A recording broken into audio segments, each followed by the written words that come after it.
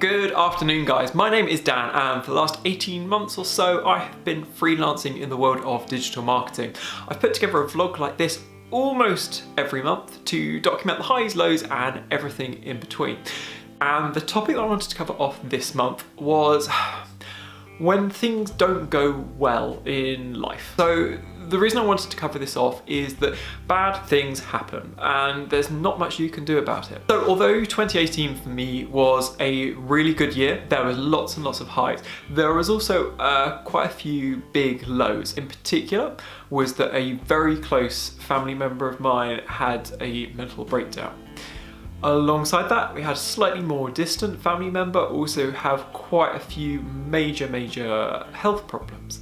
Now, for both of those things, I'm pleased to say, they've both recovered, everything is going much better than it did and is all continuing to go in the right direction. But the reason for doing this video is the fact that when stuff like that happens and things go bad and wrong, it can affect your work, it can affect your mindset, and ultimately it can affect your ability to do freelancing. Now, normally if you were in a full-time job and you had these issues, yes, they would be hard, but the fact is that because you have an employer, you have the safety net and the flexibility to basically allow work to be accommodated. So if you need to get to an appointment or need to take an urgent phone call, you can. Now, although being your own boss is fantastic, this is one of the risks and responsibilities that comes with it, that if something goes wrong and you do need to be there, or you need to suddenly swap everything out and spend a huge amount of time suddenly needing to be there for different people, ultimately your work can potentially suffer. Now, in this instance, it wasn't the fact that my work did suffer, but the fact that it stretched me really thin. And with these kinds of instances, when things go wrong, it's not just, I've had a bad day, therefore when you get up tomorrow, everything will be fine and back to normal. Particularly with things like this, and particularly with things like family issues, they can run on for weeks and months, and it might not be apparent to you on a given day, but they can really drain you and they can take you away and they can have a negative impact on your business.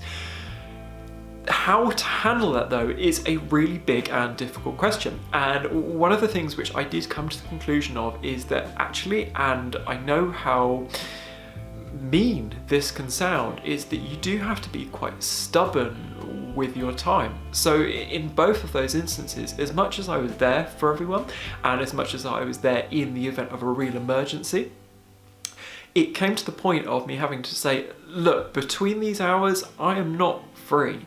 The fact of the matter is that you can be unintentionally sucked into hours and hours of conversations and worrying and sort of going to and fro and planning and organising, when a lot of the time it isn't necessary, or it isn't necessary in that exact time point. So what I did is literally just shut myself off from the world and be able to get on with the job at hand. If I wasn't able to do that, I wouldn't be able to do the work, and if I wasn't able to do the work, I would get worried, I would get stressed, and it would mean I wouldn't get paid at the end of the month, which all compounds the problems.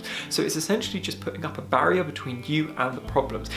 And it also means you get a few hours, as weird as it sounds, that you get to just focus on something that you really enjoy, and suddenly the hours go by and you're suddenly not enveloped by this problem, even just for a bit of a brief respite. So if you find yourself in a situation where life is getting in the way and life is stretching you too thin, my advice in these situations is, if you have to, do be quite stubborn and draw those boundaries as to where your work life ends and your personal life starts, and vice versa, and try and not let the two get too diluted and in between.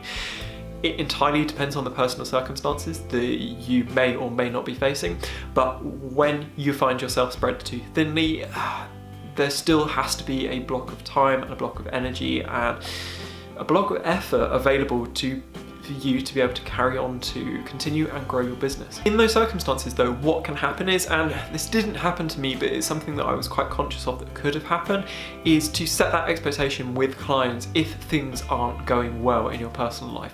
First of all, most clients are incredibly understanding about the fact that life happens, because you know what, life happens to them as well.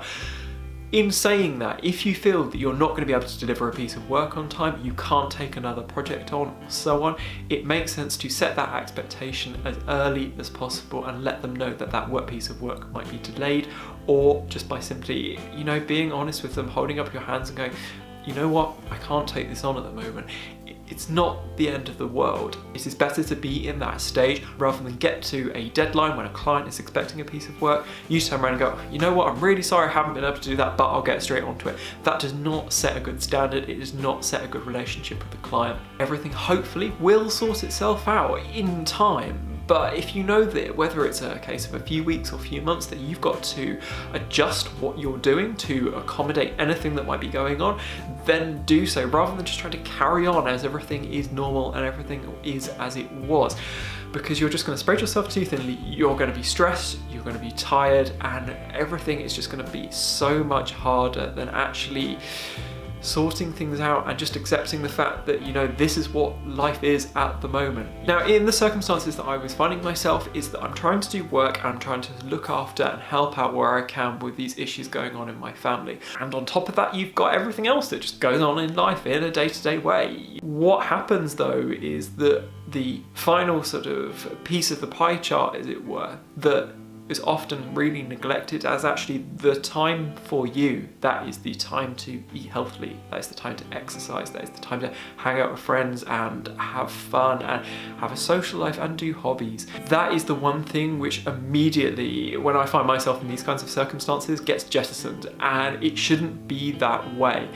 Because ultimately those things make your life a lot more well-rounded. They're the things that help you de-stress. They're the things that help you become a lot happier and grounded. And if you neglect them though, short term, yeah, that's fine. You know, the odd day, the odd week, it's not the end of the world. But longer term, they can stack up for issues. So although all this stuff is going on, you are ultimately the most important person. You are going to be able to help with whatever is going on a lot more effectively and carry on doing your job if you're able to still include time for yourself. It just makes everything easier. So, as I say, last year, work-wise, was great, but these things were massive clouds that were hanging over my head, and it took a lot of energy and a lot of time and a lot of thinking and discussions and emotions as to try and sort of work through them. And thankfully, you know, both of those situations which I described at the start of this are now in such a better place than they were. I'm conscious of the fact that in the future, things like this are going to arise. Now, but at the end of the day, I'm kind of hoping in the back of my mind that this, as cheesy as it sounds, has been a bit of a learning experience. So I'm conscious of the fact that should something like this come along again in the future, I'm not just going to be a rabbit caught in the headlights and I'm not going to know what to do. At least in my head, I've got a bit of a framework for, okay, if everything goes wrong, this is what I can do to both keep the business going and to mitigate the negative impacts of those things, and to be able to provide the best help and support and advice that I can. So I hope that helps if you are going through a tough time at the moment, whether that is with business or with personal life as well. I will leave it there. As always, if you have got any questions whatsoever about what freelance life is like, or about what digital marketing life is like, or a combination of the two, then feel free to stick a question in the box below, or you can reach out to me and I'll stick my social profiles down on the links below. And if you want to see what freelance life is like for me in the future, then make sure you hit that subscribe button as well. And I will be back next time with another video about another aspect of freelance life. So thanks very much for watching, and I will catch you next time.